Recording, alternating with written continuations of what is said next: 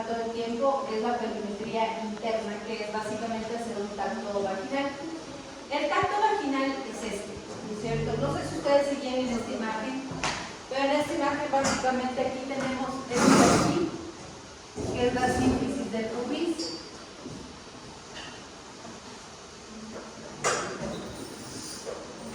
Y aquí está el promontorio.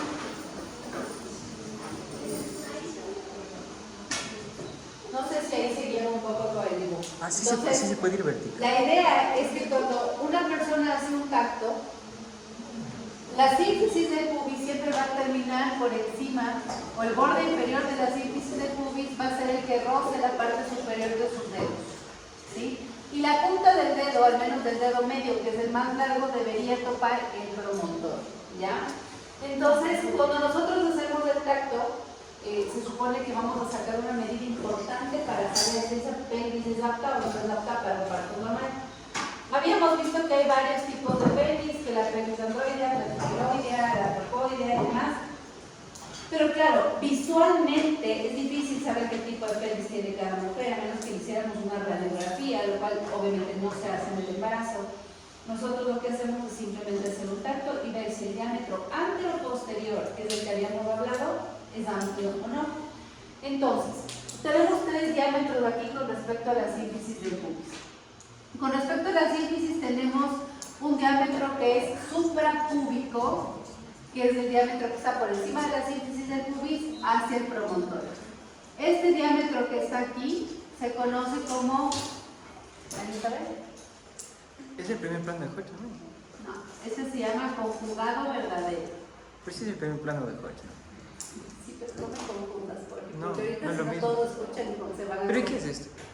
Perdón. O sea, este es como para nosotros saber la medida o el tamaño o la Sí, forma. pero déjame acabar de explicar esto para que entiendan ya. Pero los planos de Hodge no los metas ahorita, eso lo vamos después. Probablemente que con relación anatómica tiene que ver, pero que vas a confundir a todos los demás. El conjugado verdadero es este diámetro que está aquí, que va justamente desde el pubis a la parte superior de desde la parte superior de la sínfisis hasta el promontorio. Ese conjugado verdadero es básicamente un diámetro que mide aproximadamente 11 centímetros, 11 a 11.5 centímetros, dependiendo de la bibliografía, van a ver que a veces varía medio centímetro.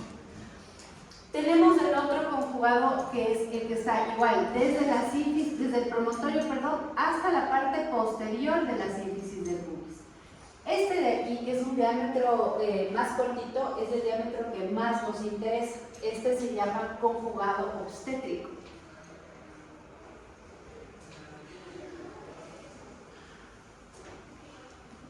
Este de aquí mide o tiene que medir 10.5 centímetros como mínimo, ¿ya? Y de ahí tenemos otro que se llama el conjugado diagonal, que es desde la parte inferior de la sínfisis del pubis, igualmente es el promontorio. Este es el conjugado, ¿cómo les dije? Diagonal. El conjugado diagonal.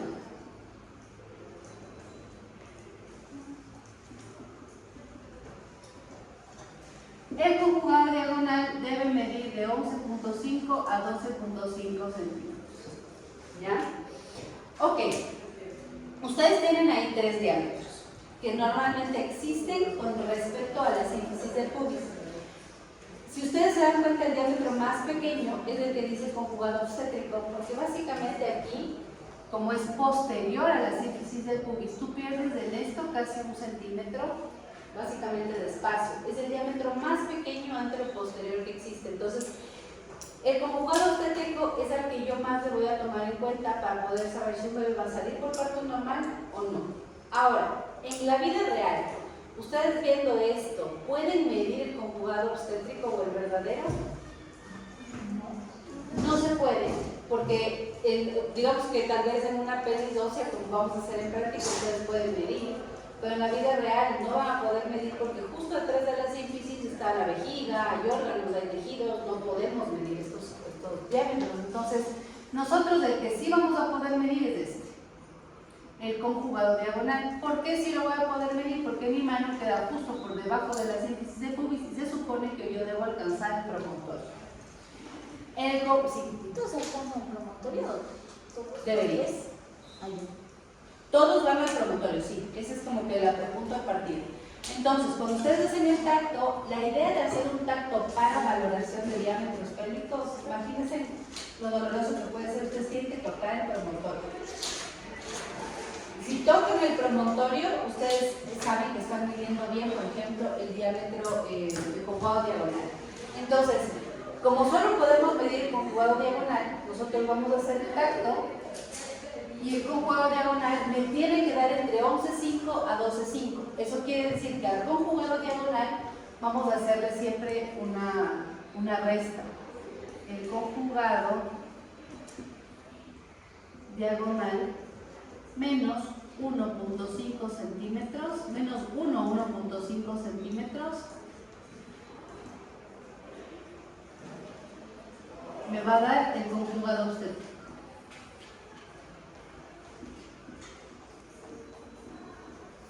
Eso quiere decir que si yo mido el conjugado diagonal y me da que tiene 12.5 centímetros, así yo le resto 1.5, me va a dar un buen diámetro. El conjugado diagonal, cuando yo le resto el centímetro o el centímetro y medio, no puede ser de menos de 10.5, porque eso sería que el conjugado obstétrico es muy chiquito. Los diámetros de la cabeza del feto son diámetros bastante grandes y al final del embarazo nosotros admitimos que el diámetro biparietal es de parietal a parietal. El biparietal no puede ser de más de 9.5, es como un tope. Si la cabeza es de más de 9.5, no va a salir así la pelvis sea una pelvis increíblemente grande. ¿Ya? Siempre tiene que medir hasta 9.5 el diámetro biparietal. Si ustedes hacen relación con eso, se supone que el diámetro biparietal del bebé, midiendo 9.5, tiene que hacer los movimientos cardinales y tener un poquito de espacio para poderlos hacer. Por eso es que el conjugado obstétrico que mide 10.5 y es el más corto, es la mínima medida que puedes tener, no puede medir menos de 10.5. Pero eso quiere decir que la cabeza, al pasar por aquí, va a tener el espacio para hacer los movimientos cardinales sin ningún problema. Si el conjugado obstétrico me sale en 10, por ejemplo, o 9.5, ya sabemos que esa paciente no puede dar luz normal, porque tiene un diámetro anteroposterior muy pequeño y la cabeza no va a bajar por ahí. ¿Ya? Esa es la manera que nosotros hacemos la medición, básicamente pelvimetría. En la parte práctica que vamos a ver la siguiente semana, vamos a hablar de un montón de diámetros pélvicos más que existen o de otros diámetros que nosotros tenemos que medir. Pero digamos que este es uno de los principales. El diámetro obstétrico es uno de los más importantes. Si al hacer el conjugado a mí me sale 10.5 y le resto 1.5, ya sé que no, el obstétrico es muy cortito, me da 8 centímetros, no me va a funcionar. Ok, entonces, a esto iba con respecto a los diámetros: conjugado verdadero, conjugado obstétrico, conjugado diagonal. Estos diámetros de aquí son los importantes para saber si la pelvis de la mamá es buena o no para poder obtener un parto normal. ¿Y el diámetro biparietal al conjugado obstétrico, cuánto debería haber diferencia para que pueda pasar a cabeza de bebé? Máximo centímetro, por eso te digo que el conjugado obstétrico 10.5 es lo mínimo que puede medir y la cabeza del bebé 9.5 es lo máximo que puede medir. El diámetro biparietal.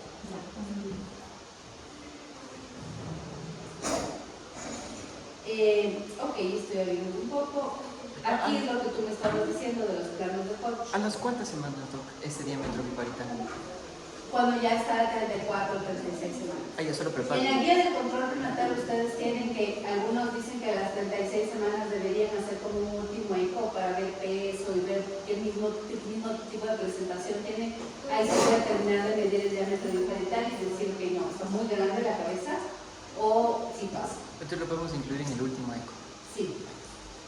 Ok, dentro de las distocias fetales, nosotros tenemos todo lo que tenga que ver con el bebé. Todo lo que tenga que ver con el bebé, obviamente, va a tener que ver con presentación, posición, con situación, para ver si es que el bebé puede salir por un parto normal o llega a ser una causa de distosia. Otras cosas que pueden generar distocias de parto también son malformaciones fetales. Por ejemplo, un bebé con hidrocefalia. Un bebé con hidrocefalia no va a salir jamás por parto normal por el tamaño de la cabeza. Bebés con anencefalía microcefalia tampoco van a salir por parto normal, porque la cabeza hace parte importante de la dinámica de la dilatación y engordamiento. Cuando no tienes cabeza fetal, pues eso no pasa y generalmente termina en cesárea, porque no hay ese soporte que hace que la cabeza dilate pues, del cervix. Aparte de esto tenemos, por ejemplo, esto que es parte de la situación. Sabemos que la longitudinal es la normal, que esperamos que los bebés salgan sin problema, pero también tendríamos bebés en situación transversa y en situación oblicua. La situación transversa y la oblicua no admiten partos porque yo necesito que la cabeza fetal esté metida hacia el orificio superior de la pelvis, ¿ya? Y no tenemos aquí foro de presentación cuando tenemos un bebé oblicuo o transverso.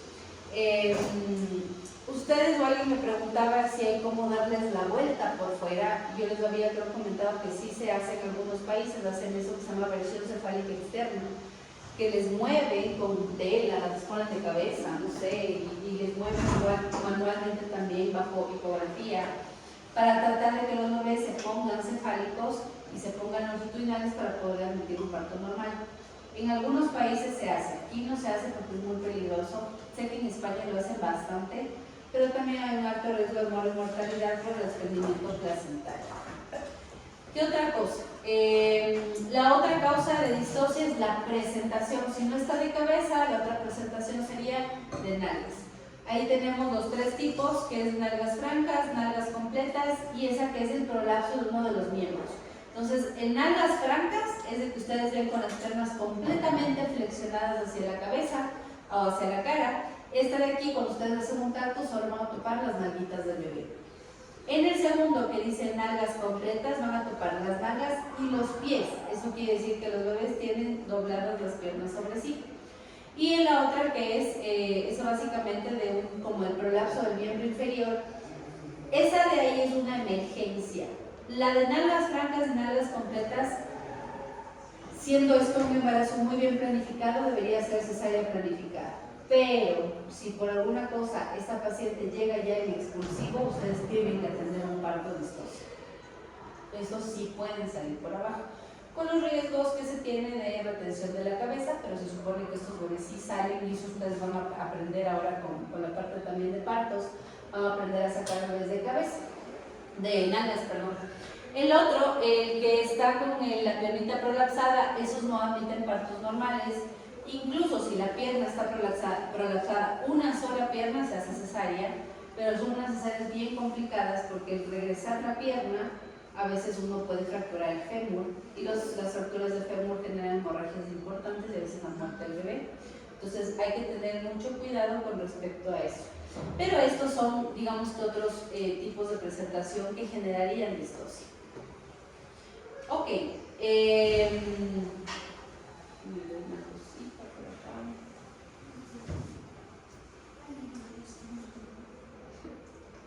Antes de esto, vamos a pasar a esto. Aquí tenemos otra cosa que puede generar distocia, que es la deflexión de la cabeza. Dentro de los movimientos cardinales, que ustedes ya deben haber leído, tenemos uno de los movimientos que es el de la flexión, que ustedes deben pegar el mentón, ustedes no, los bebés deben pegar el mentón al pecho para poder salir. Cuando los bebés no hacen este movimiento cardinal, sino que se quedan en 90 grados o peor aún, hiperextienden la cabeza, pues ya esos diámetros no salen. Si ustedes se dan cuenta, aquí tenemos el diámetro que se supone que es el que más que puede salir, el diámetro que básicamente no tenemos problema, que mide 9.5. Este es un diámetro de 12.5, que es de flexión grado 1. En esta nosotros tenemos un diámetro fronto-occipital, es muy amplio ese diámetro, el bebé no va a encajar así jamás. En este diámetro que es el submentoniano suboccipital, que es de mentoniano occipital, que es de 13.5 centímetros, que igual es bastante grande. Pero aquí tenemos el que es submentoniano bregmático. El submentoniano bregmático es justo en el bregma y el mentón está completamente de cara. Ese bebé, si ustedes ven, mide 9.5 y este también mide 9.5. Se supone que ese también admitiría un parto normal. O sea, si el bebé está en deflexión grado 1 o 2, no va a haber parto jamás. Esto es lo que hablábamos en maniobras de Leopold, que tienes que ver la actitud fetal. Ya la actitud es esta, que en vez de estar así flexionado, hace esto y obviamente le va a encajar. Ese bebé de ahí sí puede encajar y según los libros tú puedes sacar a bebés en presentación de cara. De hecho, en Williams en algún momento está puesta la cara y te dicen cómo hacer un tacto y ver cómo está el bebé con respecto a la punta de la nariz y al mentón. Entonces hay varios como puntos de referencia que te dicen, ah sí, mira, está de cara, y te dicen si el mentón está anterior, mentón posterior, o sea, te dan toda la ubicación porque se supone que los bebés de cara sí pueden nacer. Ahora, el problema es que los bebés que van de cara, a pesar de tener un buen diámetro, se demoran mucho más al descender en el canal de parto. Entonces decíamos que el expulsivo se demora 2 horas, pero esos bebés se pueden ir hasta 4 horas.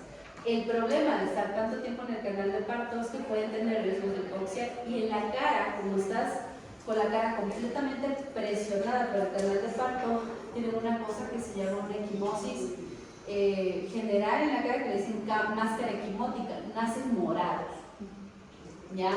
Y al final ellos pueden tener problemas de hiperbilirubinemia porque todos los eritrocitos que se acumularon aquí se murieron y se rompieron, botan bilirrubinas. Entonces, ¿se saca bebés así? Sí, pero me parece como en exceso un maltrato para la mamá y para el bebé, porque el bebé sale bien lastimado por salir de cara, ¿ya? Pero si me preguntan si puede salir, pues solo son bebés que se demoran más. Lo normal sería el de acá, que tiene un diámetro de 9.5 centímetros, que son los bebés que pues, normalmente están bastante flexionados. Y en estos bebés ustedes tienen un diámetro occipito precromático, que es como que el diámetro que me admite un parto normal. Aquí ustedes cuando hacen un tacto, para saber mediante el tacto si el bebé está flexionado o no, si está normal, al hacer un tacto yo no debo topar la fontanela anterior, debo topar el occipucio, porque eso quiere decir que el bebé está súper flexionado y eso es lo que se va a topar cuando yo haga el tacto. Si yo topo el Bregman, el bebé está así. ¿Sí? Entonces, si topo la frente, el bebé está así. Y si topo la nariz, el bebé está así. Esos son los puntos de referencia. Si ustedes hacen un tacto y dicen, no, topé la nariz, el bebé está de cara. Le topé la frente, ese bebé está en deflexión grado 2. O si dicen, le topé, obviamente el Bregman, que es la fontanela anterior la más grande, tiene un grado de flexión, porque eso no debería topar la fontanela posterior o el occipucio. La otra es el sinclitismo y el asinclitismo. Estos son movimientos que el bebé hace a medida que va bajando por el canal de parto, ¿ya? Hay textos en los que te dicen que el asinclitismo es una distosia de labor de parto, pero hay que recalcar que si es que el bebé se queda asinclítico, porque en el momento de hacer los movimientos perineales e ir descendiendo, va a hacer movimientos asinclíticos, porque el bebé baja y va haciendo esto, como esquivando las diferentes estructuras anatómicas de la mamá. Esta, en vez de ser una flexión anterior, es una flexión lateral. ¿Ya? Lo que hablábamos antes era de flexión, que es una flexión anterior y posterior, ¿no es cierto? Que yo hago esto o hago esto, que básicamente es la flexión normal. En el asinclitismo hablamos de flexión lateral. Aquí te hablan de qué es el sinclitismo. El sinclitismo es esto es lo normal o como lo que quisiéramos que siempre pase. La cabecita del bebé pasa y la sutura sagital está en el plano medio entre la sínfisis y el promontorio. Va como súper centrado, ¿ya? Pero en algún momento el bebé va a hacer un movimiento hacia atrás o hacia adelante para esquivar la sínfisis del pubis o para esquivar el promontorio. Los movimientos asinclíticos son normales y parte del descenso de la cabeza fetal, pero hay bebés que pueden ser muy grandes tal vez, y el momento de esquivar, por ejemplo, el promontorio, se quedan estancados contra la sínfisis del pubis. Y ahí ya se quedan en un asinclitismo posterior, ¿ya? Aquí, ¿cómo vemos esto? Cuando el bebé pega el parietal hacia atrás, es un asinclitismo anterior, porque cuando ustedes hacen el tacto, lo que van a topar es el parietal que está hacia anterior. ¿A qué se refiere hacia anterior? Hacia la sínfisis del pubis, que es la parte anterior de la mamá, y el promontorio es la parte posterior de la mamá. Entonces, si la cabeza se va hacia atrás, hacia la parte posterior, cuando yo hago un tacto voy a topar el parietal que está hacia anterior, entonces se llama asinclitismo anterior. Siempre es como al revés, si la cabeza se va hacia atrás, es asinclitismo anterior. Si la cabeza se va hacia adelante y se choca y se queda ahí contra la síntesis del pubis, al hacer el tacto yo lo que voy a topar es el parietal posterior. Entonces esta llega a ser un asintotismo posterior. Estos pueden llegar a ser parte de las distocias, sí, si es que el bebé se queda así y no logra descender, sino que se choca y se queda estancado contra la síntesis o contra el promontorio. De lo contrario, van a leer por ahí también que dentro de los movimientos craneales, mientras va bajando, al esquivar las estructuras, tiene que hacer movimientos asinclíticos, pero no quedarse asinclítico, ¿sí?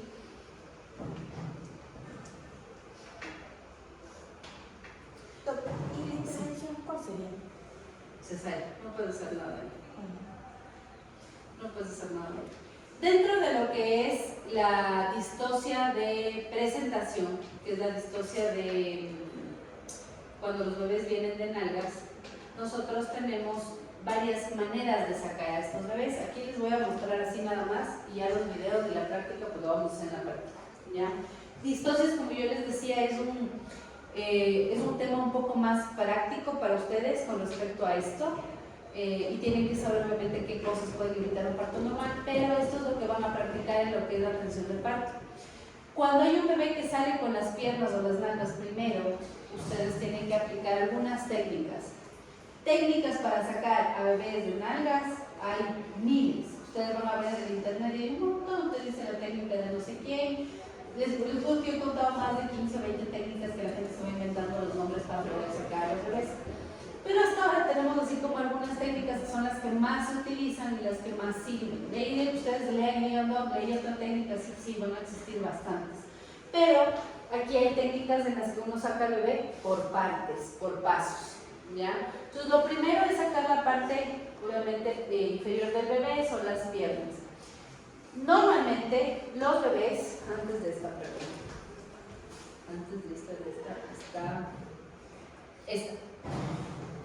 los bebés van a salir, por ejemplo, un bebé que salga de nalgas. Cuando el bebé viene de nalgas, normalmente en los partos que son así, ustedes no deberían hacer nada más que sentarse y esperar a ver qué pasa. Ustedes no dicen, ¿pero por qué? Porque la mamá mientras puja y el bebé va haciendo también movimientos cardinales en reversa, ustedes solamente tienen que ver, y cuando ven que el bebé, por más que la mamá puja, no logra salir, ahí ustedes meten la mano y dicen, ok, vamos a hacer tal maniobra. Pero pasa bastante que a veces la mamá solo con los pujos ya saca bastante, o sea, la mayoría del bebé, y ustedes solo les toca ayudar a sacar la cabeza. Entonces tienen que aprender a sostenerle para que no se caiga. La primera parte sería esta, en caso de que la madre empuje y el bebé pues no salga. La primera parte es sacar la pelvis. Esto es un poco exagerado porque está metiendo la mano hasta por encima de la vejiga, según este gráfico, pero sí puede ayudar a jalar la pelvis del bebé, y cuando ya la tienes más afuera, ponen los dedos índices sobre las ingles, no sobre el fémur porque le rompes el fémur, sino sobre las ingles, sobre las articulaciones, y lo que haces es jalar para que pueda salir la parte de la pelvis, y a veces haciendo eso, ustedes ya logran liberar las piernas también, ¿sí? En otras ocasiones ustedes van a llegar y de una van a ver esto. La señora solo con el empujo ya sacó las piernas del bebé y el bebé se queda ahí. La primera maniobra que ustedes acá, la primera que vieron acá se llama, esta que es la más viejita, esta maniobra de aquí es una maniobra que usamos nosotros siempre cuando sea que esté de nalgas completas o de nalgas francas, ¿ya? Siempre este te va a servir para sacar, ¿cómo se llama? La pelvis. De aquí tenemos la otra maniobra que es para sacar el resto del cuerpo, que es la maniobra de Rojas. En esta maniobra ustedes le van a agarrar con una compresa al bebé para que no se le resbale, y le van a agarrar de la pelvis, así como está aquí, básicamente con los pulgares de la parte posterior de las espinas, y girar al bebé en el sentido horario y antihorario para liberar el brazo anterior y el brazo posterior. Después de hacer eso, los brazos se van a liberar por lo general y van a seguir jalando para sacarle al bebé. Si es que por algo el brazo no sale, pasan a la siguiente maniobra que se llama la maniobra de Pajot. Esta maniobra de Pajot es para sacar el brazo del bebé. Si es que por alguna cosa el bebé se queda con el brazo arriba y por más maniobra que hicieron del anterior no salió. La idea de hacer esta maniobra es ahí sí meter la mano, y como el bebé está con el brazo así, lo que van a meter la mano es entran y empujan el brazo, no jalan, sino que empujan el brazo hacia la cara del bebé. Automáticamente al empujar esto hacia la cara del bebé, el brazo cae. Por eso le dicen a esta maniobra también como la maniobra de lavado de cara, porque los bebés hacen esto automáticamente. Se pasa la mano por la carita. Entonces, supuestamente, así también le dicen a esa maniobra. Esto se hace solo en caso de que no salga la mano. Si ya sale la mano con rojas, no hacen nada más. Y al final viene esta maniobra que es para sacar la cabeza del bebé, en donde ustedes van a meter la mano. Este es como más antiguo, meten los 2 dedos de la boca del bebé y lo que hacen es hiperflexionarle para que la cabeza no se vaya a quedar adentro, porque pasa que cuando salen así de nalgas, ustedes están sacando al bebé y el bebé empieza a hacer esto y se deflexiona. Entonces, para que no se quede la cabeza en el canal de parto, le meten los dedos aquí y le hacen hiperflexión para que salga. Ahora han variado un poquito esta técnica por cuestiones de no infectarle al bebé. Ya no ponen los dedos dentro de la boca, sino que le ponen aquí, en el malar.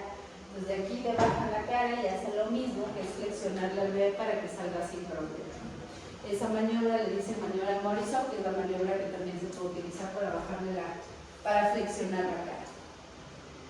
Eso en general, que esto ya vamos a ver después de lo que es práctica, como les digo, que eso les puede servir para tener un parto pelviano. Después de esto, tenemos lo otro que es la distocia de hombros. La distocia de hombros es cuando los bebés son excesivamente grandes. Esta es otra causa de distocia. La distocia es justamente cuando el hombro anterior es tan grande o tan amplio, este diámetro biacromial, que lo que hace es que el hombro se quede estancado sobre la sínfisis de pubis y no salga. Esto sí es algo bastante grave. La distocia de hombros sí, yo creo que, no sé, dentro de mi experiencia o poca experiencia, creo que es peor que un parto de nalgas. Porque el parto de nalgas, si haces bien las maniobras, probablemente sacas al bebé sin problema. Es raro que tu bebé realmente no salga. Es peligroso, sí, pero en cambio la distocia de hombros es tenaz, porque la distocia de hombros, si el hombro no sale y no sabes qué hacer, y jalas, lo decapitas. Entonces, la distocia de hombros, vamos a ver nosotros igual con un video que es un poquito gráfico, en donde ustedes ven que hay un montón de maneras de sacar. Dentro de la distocia de hombros hay una mnemotecnia a seguir. Cuando ustedes ven que no sale, la señora apuja, pero notan que el hombre está ahí estancado y nada que ver, hay una mnemotecnia que normalmente se sigue para poder sacar al bebé. Dentro de esta mnemotecnia tenemos esta que se llama helper. La H es pedir ayuda. Si ya tienen una distocia de hombros, tienen que llamar a toda la gente que les pueda ayudar. No pueden atender esto solos. La E es de evaluar episiotomía. El cortar el peine o hacer episiotomías no es algo rutinario. No es algo que se haga en cada parto normal. Y eso toca recalcar siempre, porque antes en cambio salió un bebé, córtale, ahora ya no. La episiotomía se hace específicamente en partos distóxicos, o sea, si está de nalgas, si viene así con distocia de hombros, tienen que hacer epicio porque van a hacer un montón de maniobras, y si hacen maniobras y no hicieron epicio, le van a desgarrar. Aquí la H es de evaluar episiotomía. Obviamente para poder hacer las maniobras, la episiotomía no va a hacer que el bebé salga, porque hablamos de que hay una traba entre el ojo y la sínfisis, no en la piel de la mamá. La otra es de piernas, que es la maniobra de Roberts, que les tengo un gráfico ahí al ladito, que es este de acá. La maniobra de Roberts es básicamente hacerle que la mamá hiperflexione las piernas, que pegue los muslos contra el pecho. Aparentemente esa maniobra hace que la pelvis se aplane unos 6 grados y hace que se haga como un poco más amplio el diámetro antero-posterior. Y se supone que con esa maniobra saldría. Y de hecho esa es una buena recomendación para ustedes cuando estén en atención primaria. Si un bebé no sale tan fácil, hagan más Roberts. No le aplasten ni le estén sacando al bebé de manera grosera, pero pidan ayuda para que 2 personas les ayuden hiperflexionando las piernas de la mamá y el bebé sale súper rápido. Muy buena esa técnica. La otra es la P de presión suprapúbica. Se presiona sobre la sínfisis del pubis, más o menos como haciendo RCP, con la idea de mandar el hombro por debajo y de que pues, pase y termine de salir. Si eso no funciona, siguen a la siguiente, que es entrar a la vagina, y la idea es, se supone que los bebés cuando nacen hacen esto de una como rotación externa. No, antes de la rotación externa, los bebés salen con el hombro anterior y posterior, ¿no es cierto? Salen así. Y ahí es el problema, el hombro anterior está clavado contra la sínfisis del pubis. La idea de esa de entrar a la vagina es entrar y mover los hombros del bebé para que no esté antero-posterior, sino se ponga horizontal, se ponga lateral, para poder sacar al bebé. Es otra opción. Y la otra que se dice, que es la R, que dice rotar a la paciente, rodar a la paciente, es poner a la paciente en 4, que la paciente se ponga en 4 en la camilla y volver a hacer las mismas maniobras. Hacer otra vez un tacto con la paciente en 4, que eso también se supone que aplana el diámetro antero-posterior, y mover los hombros para que no estén antero-posteriores, sino básicamente horizontales. Y la última R es lo mismo, hacer lo mismo, pero en vez de mover el hombro anterior, mueves el hombro posterior, con la misma idea de ponerlo lateral. Si esto no funciona, en la distosia de hombros ya vamos a otras cosas más groseras y más. Les dicen de hecho técnicas de rescate, pero son técnicas ya un poco complicadas. Si con todo esto dicen no sale, o sea, de verdad no sale, ustedes tienen para esto 2 minutos, no es que te vas a pasar 10 minutos haciéndole esto a la paciente, es muy pocos minutos. Lo siguiente es romperle la clavícula al bebé. Entonces, la primera maniobra emergente es romper la clavícula del bebé para que el hombro se caiga y puedan sacar al bebé, que es una opción. La otra opción que está descrita, pero la verdad yo nunca la he visto hacer, y la verdad no creo que alguien la haga en este planeta, aunque no sé, y está descrita, es la sinfisiotomía, que es romperle la sínfisis del pubis a la mamá y generar algo así como una pequeña fractura en libro abierto para que el bebé salga. Y la última, que se llama maniobra de Savanelli, que me parece más, o sea, también tiene sus consecuencias, pero capaz es menos sádica para el bebé o a la mamá, es coger la cabeza del bebé y regresarle al útero. ¿Ya? No sé, todas son feas, pero al final la de Savanelli es agarrar la cabeza del bebé y tratar de meterlo nuevamente hacia el útero y quedarnos con la mano ahí hasta que le hagan cesárea. Esa es la maniobra de Savanelli. ¿Cuál es el problema de la maniobra de Savanelli? Que puedes desgarrar el cervix, la vagina, el útero, o sea, hay algunas complicaciones ahí. Pero es, digamos que frente a hacerle sinfisiotomía, prefiero regresarle al bebé y que le saquen por cesárea. ¿Por qué cuando le regresas al bebé tienes que irte con la mano hacia allá? Porque como el canal ya está hecho, si tú le sueltas, el bebé vuelve a sacar la cabeza. Entonces yo lo que quiero es que le saquen por arriba, porque el hombro definitivamente no sale. Entonces meten la mano y le regresan al bebé hasta que esté justamente por la sínfisis del pubis y puedan sacarle por cesárea. Por eso les decía que lo que es distosia de hombro siempre es como más cruento, esto es más complicadito, no es tan simpático. Ahora, ¿qué tan probable es que les toque una distosia de hombros? Realmente es más raro porque tenemos nosotros esta posibilidad de las ecografías, de que les pesan a cada rato. O sea, es más difícil que haya una distosia ahora. Antes, como no era tan fácil adquirir una ecografía, a veces ibas al final como que, sí está buena la panza y pum, pero no te dabas cuenta que el bebé es extremadamente grande. Ahora es más fácil. Igual con las técnicas de detección de diabetes, ya sabes, si una paciente tiene diabetes tipo 2 o 1, hay que pensar que puede tener macrosomía y que tal vez un parto normal no sea la mejor opción. Muy bien. En todo caso, ¿dónde se le gira? ¿Hacia la sínfisis o hacia el promontorio? Lo que dice rotación externa, o sea, es para que la carita del bebé vaya hacia arriba. ¿Se le gira? Es que dice rotación externa, o sea, lo que nos dijo que le igualamos los hombros, como que solo le queremos rotar. Pero ahí es para dónde, como para que la cabeza del bebé vea hacia arriba o que vea hacia abajo. Puedes hacerla inicialmente hacia arriba, y por eso lo hago es como al revés en sentido contrario. Es intentar el aire. La cosa es que el bebé se ponga horizontal y no esté vertical los hombros, para poderle sacar y evitar que choque la síntesis contra el hombro. Muy bien. Entonces, vamos a ver solo un video de esto de la distocia de hombros, que es un poco lo más, y es lo último que les voy a mostrar de distocia, pero tienen que aprenderse esta mnemotecnia, porque en partos se supone que ustedes también tienen que aplicar esto. Diría que el 70% de los bebés con distocia de hombros pueden salir con la mnemotecnia esta de Helper, sobre todo cuando hacen esa de Mac Roberts. Salen porque salen, a menos que realmente son bebés de más de 4.500 o 5.000, que ya les toca regresar.